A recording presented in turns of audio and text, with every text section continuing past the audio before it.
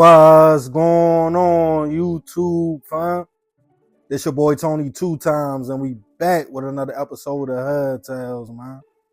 Before I start, be sure to tap that like button. It's free. It helps get the video out there. Definitely watch this video to the end so you can hear the full story and all the details in the case. Everything in this video is alleged. For my day one fam, y'all already know it's all love. Thanks for tuning back into another episode. If you're new to the channel and you feeling the content, feel free to subscribe. Definitely hit that notification bell so you can be notified every time we drop a new video. Oh yeah, feel free to share the channel with your peoples. Everybody is welcome. With that being said, let's get right into the story. When we are young and on a dating scene, for most, they are just having fun and saying what's out there. In your early 20s, most are just saying what they like, what's their turn-offs, and what type of partner they are looking for if they do decide to jump into a relationship. But with being young, the one thing you always have on your side is time. So if something doesn't work out and you go through a breakup, it might hurt a little bit, but eventually you can move on and try again. But as you get older, things become a little bit more serious. Around about those late 30s, early 40s, most people start dating with attention and probably are looking for a life partner. Your kids are probably older. You might have even been through a painful divorce or a few bad breakups. So now you have went through the ups and downs. If you do find love again, most know exactly what they are looking for and they lock in. I know for men, we play in the streets a lot when we are young. We might date around for years before even considering making someone our girl. So when we finally do come in, decide to tighten up and commit, most take it seriously. But no relationship is perfect, and they all come with different problems. Once things start looking rocky, depending on your partner and the time y'all have invested, some might be willing to try and work it out.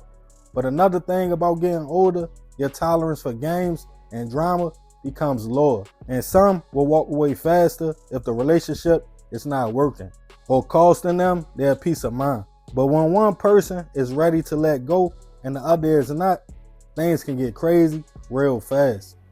And on this episode of Hood Tales, we'll be taking it back to 2015 to Chicago, Illinois, to discuss the case of two men who was dating the same woman until one came up with a fatal plan. Back in 2015, 44-year-old Willie Bell was navigating life in the shop. He was working, trying hard to stay afloat and out of trouble. See, Willie had a tough past, in and out of jail for minor offenses like possession, all the way up to serious offenses like possession of a weapon and armed robbery. But that was all behind him, and now he was focused on the future.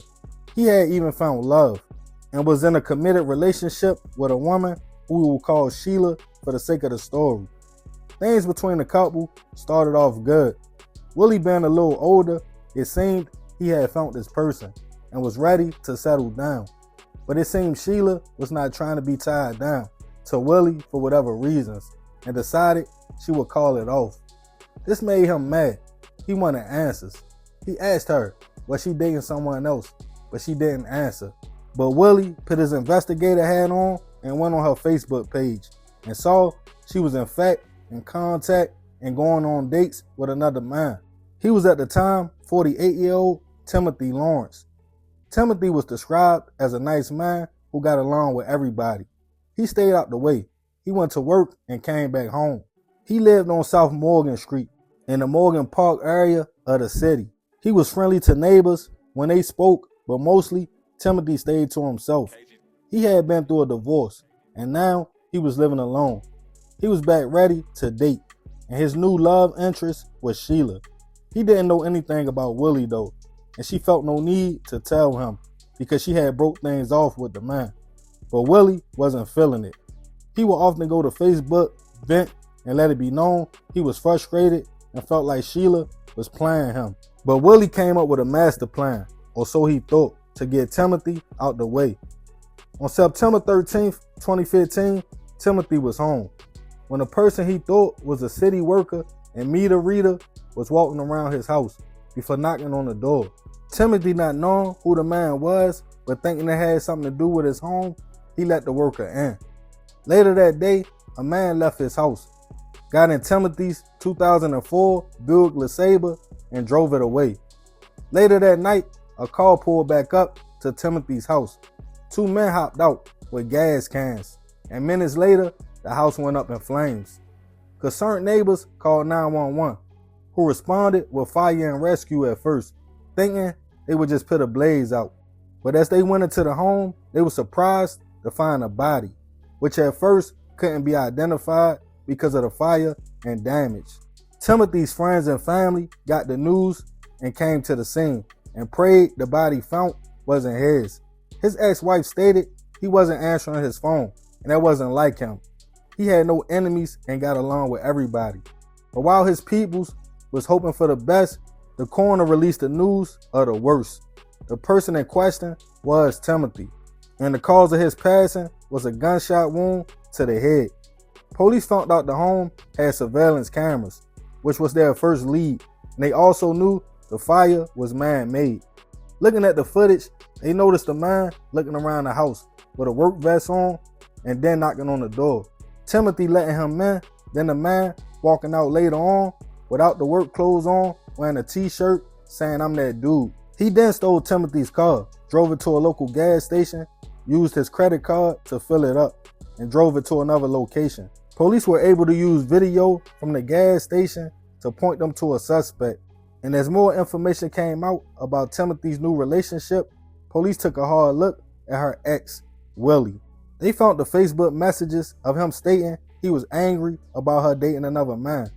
And also, they had a picture of him wearing a t-shirt saying, "I'm that dude," that he posted on social media.